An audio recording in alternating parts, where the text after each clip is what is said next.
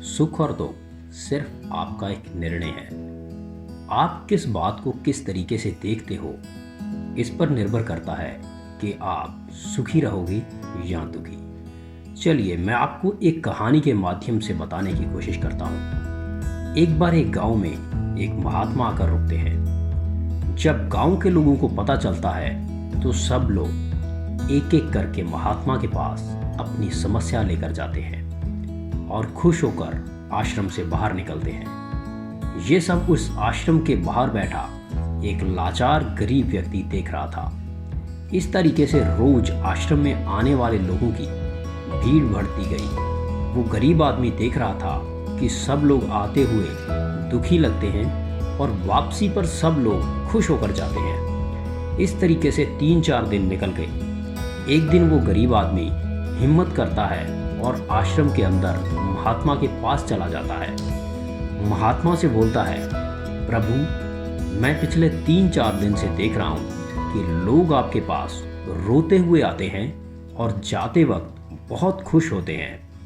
प्रभु आप मुझ पर भी दयावान दृष्टि डाल दो ताकि मेरा भी कुछ भला हो जाए, मैं सुखी हो जाऊं। उस गरीब आदमी की बात सुनकर महात्मा खुश हो जाते हैं और मुस्कुराते हैं। तभी महात्मा कहते हैं कि तुम्हारे पास खुशी आने की कोई वजह ही नहीं बनती, क्योंकि तूने आज तक किसी को कुछ दिया ही नहीं है। ये बात सुनकर गरीब आदमी कहता है, प्रभु भला मैं किसी को क्या कुछ दे सकता हूँ, मैं तो खुद एक गरीब लाचार व्यक्ति हूँ।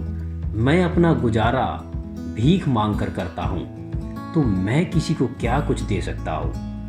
उसकी ये बात सुनकर महात्मा कहते हैं, तुम्हारे पास देने के लिए 3 अनमोल चीज़ें हैं, अगर तुम चाहो तो उनको बांट सकते हो। महात्मा की ये बात सुनकर वो गरीब आदमी अचंभित हो जाता है और हाथ जोड़कर महात्मा से कहता है कि मेरे पास ऐसी कौन सी अनमोल चीज़ें हैं जो मैं दूसरों को दे सकता हूँ। तभी महात्मा कहते हैं, तुम्हारे पास पहली अनमोल चीज़ है तुम्हारी मुस्कुराहट, जिसे तुम दूसरों से बांट सकते हो। और तुम्हारी एक मुस्कुराहट किसी के खराब मूड को सही कर सकती है। और दूसरी चीज़ है तुम्हारे ये 2 हाथ, जिससे तुम किसी ज़रूरतमंद व्यक्ति की मदद कर सकते हो। और तीसरी अनमोल चीज़ जो भगवान ने तुम्हें दी है वह है तुम्हारी जुबान, जिससे तुम किसी को प्यार के 2 शब्द बोल सकते हो। अपनी इस जुबान से तुम किसी का हौसला बढ़ा सकते हो। किसी ऐसे आदमी की तुम अपनी इस जुबान से मदद कर सकते हो जो ज़िंदगी में खुद को हारा हुआ महसूस करता है। तुम्हारे 2 शब्द उसे ज़िंदगी जीने की राह दिखा सकते हैं। महात्मा की ये बातें सुनकर वो गरीब आदमी को पता चल जाता है कि उसके पास बांटने के लिए बहुत कुछ है और वह खुश होकर आश्रम से बाहर निकल जाता है। इसीलिए दोस्तों, अगर आपको भी लगता है कि आपकी ज़िंदगी में कोई समस्या है और आपके पास वो चीज़ें नहीं आ रही जो आप ज़िंदगी में चाहते हैं, तो सबसे पहले आप कुछ देना शुरू करो। जब आप देने की आदत डाल लोगे आपको और अधिक मिलेगा।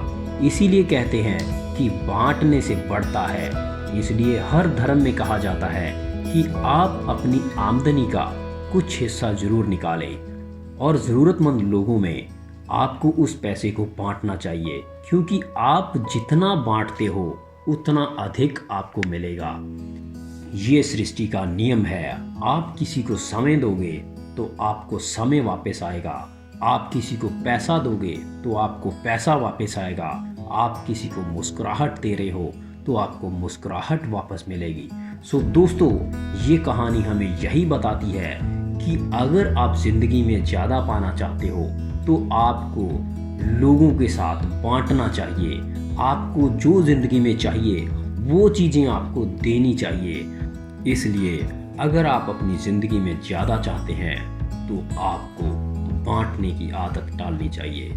So thank you very much दोस्तों, इस वीडियो को देखने के लिए। आपको इस वीडियो में सबसे अच्छा क्या लगा, मैं चाहूँगा कि आप कृपया कमेंट करके मुझे ज़रूर बताएं। अगर ये वीडियो आपको अच्छी लगी हो तो इस वीडियो को ज़्यादा से ज़्यादा शेयर करें और इस चैनल को ज़रूर सब्सक्राइब करें।